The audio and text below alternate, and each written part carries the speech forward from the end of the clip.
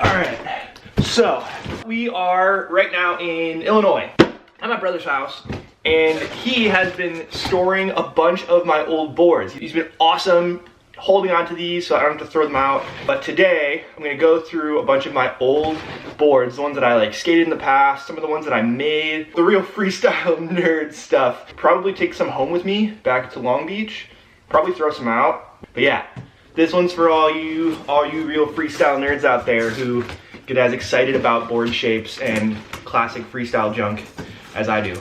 I mean, where to even start? Oh, there we go. Yeah, so this is good timing. This is like a well-timed one to find. Considering Fallen just announced they're back. This was a stencil that I got from a box of shoes that I put on my first skateboard. This is my first skateboard ever. This is trippy. But like looking back, this is probably smaller than some of the freestyle boards I rode. Just cause like we were riding some weird stuff. Yeah, probably 2005, 2004. Element Colt Cannon. Colt Cannon's name spelled with 2 horseshoes, cause you know, gotta stick with the theme, bro. There's probably no footage online of me skating this. Definitely did like pogos and Caspers and stuff on the tail. Just razored to death. Really cool. I don't want to dwell on this because I really don't have a lot of history with this board, besides the fact that it just got me started.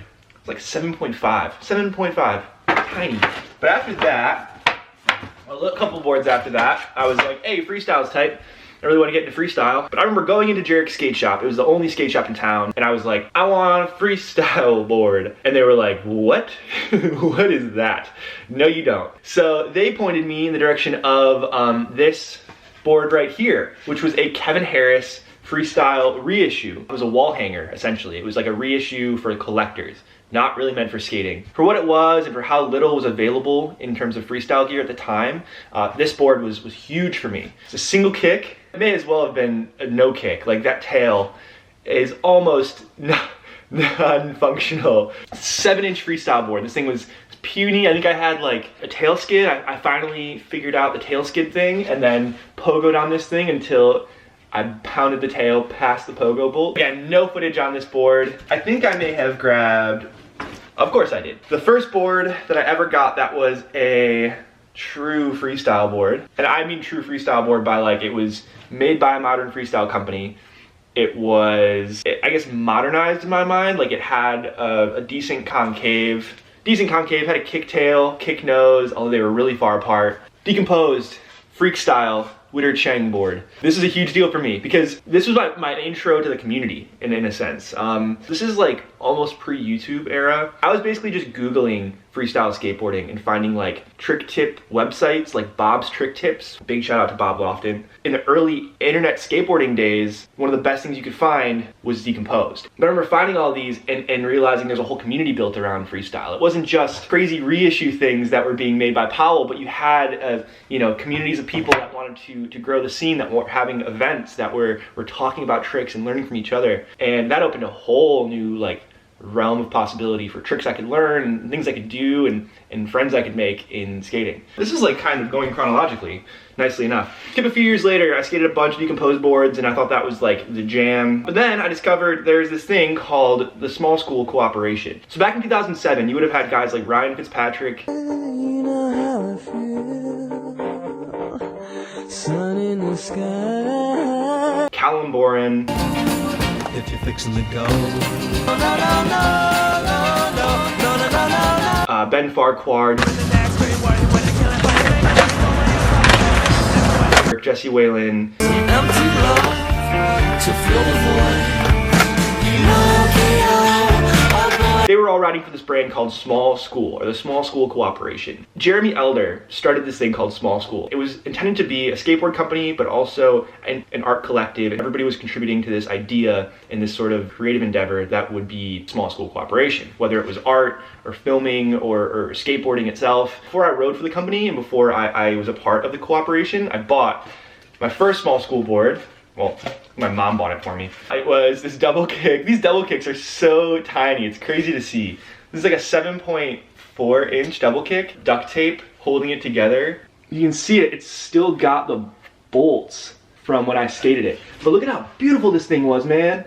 These boards that Jeremy made were incredible. It was a vinyl sticker, so this was like, you could peel it away over time, but we didn't even care. Like, I mean, this thing was tight. Clear grip, I was like, nah, I'm not gripping over this graphic. We're doing clear grip on this thing. All my favorite skateboarders riding for the same company, they were all kind of around the same age, maybe a little bit older than me, so I looked up to those guys a ton. And it wasn't like I was watching Rodney Mullen in 1984 and thinking like, this is so out there and foreign to me. These guys could have been in my backyard doing what they were doing. I think that made a huge impression on me at the time. Anyway, then I'm just gonna have a bunch of small school boards after this. So, like I said, Jeremy, he would like cut us all kinds of weird shapes. Like looking back, we were a bunch of like teenagers that were like, oh, can I try a board with like a 2-inch nose and like a 24-inch wheelbase for like footwork and stuff? We had no idea what was good. I'm so dang grateful for all the support that Jeremy gave us. And one thing I'm really grateful that I did was I kept all my contest boards. So this is a competition board. Wake Forest, North Carolina in 08. That would have been Tommy Harwood's competition that he put on. First contest, my first freestyle contest was in Wake Forest, North Carolina in 08. So I got this super tight, like two-tone from Jeremy, and this was like my shape at the time, I think. 6-inch tail, I think, with a taper, like a tiny little taper to it, to like a completely square tail.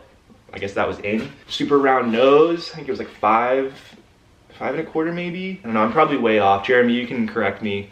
I had the sick like bricklayer grip tape. I had the worst kit at this contest. Super jorts. I had like the shin guards, baggy t-shirt. I looked like a total dweeb, but this board made me skate good. Single kick times, back to the single kick era. So this would have been 08 again, probably right after I rode that board. I think I made my more of the same video mostly on this. Check out that Enjoy sticker. I was clearly a big Enjoy fan at the time. I think I was watching all the tilt mode videos. White on white with the black skull. Another Pearl Jam reference. Speaking of single kicks with gross shapes, because I didn't know what I was doing. Da-na-na-na, right? We have another small school board. This one was a custom cut that I think I actually painted over. This is 2009. This is like not even a year later probably. In Glendale, which was my first Californian contest, my last freestyle amateur contest. Before Obey was a clothing brand, I was obsessed. I was really into stencils at the time. I was making like stencil t-shirts, I think, and decided to make a little link. Made a bunch of small school cutout stickers for it. Clearly had a future in deck graphic design. Shortly after that, small school as a skateboard deck brand went out of business, and I got invited to ride for Reverse Freestyle. But I was stoked on single kicks. They had this really nice, really light, strange, like even today, like by today's standards, this felt like a really good board, single kick board. And it had like a spoon nose. There's like a little bit of concave that went into the nose with these boards. They had this obnoxious purple graphic. I hated this graphic, honestly. If you skated this board and you had an opinion on it, let me know below. This board had like this anime painted wizard on it, which looking back is tight. Like I was just talking to my friend Connor about this. Small school stickers, necessary, very necessary. Style of skate from Japan. I think Meek Moriyama gave that to me because I skated this in Philly 2010, biggest freestyle contest to date. There were something like 20 pros or 30 pros. Moichi was there. It was insane. So sick. But that led to my pro models, which I don't actually have any of. Look at these boards as sort of me learning how to skate. I think anybody who skateboards, you kind of start picking boards based on how you're skating, and what you ride sort of develops as you as a skateboarder, as a performer develops, right?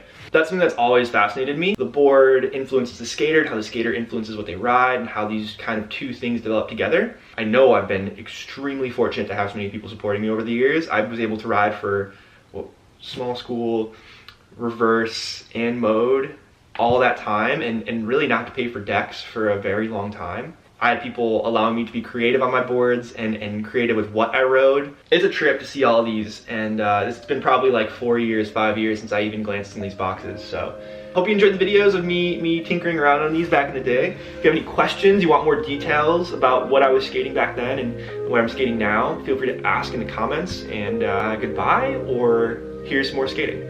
I don't know, one or the other.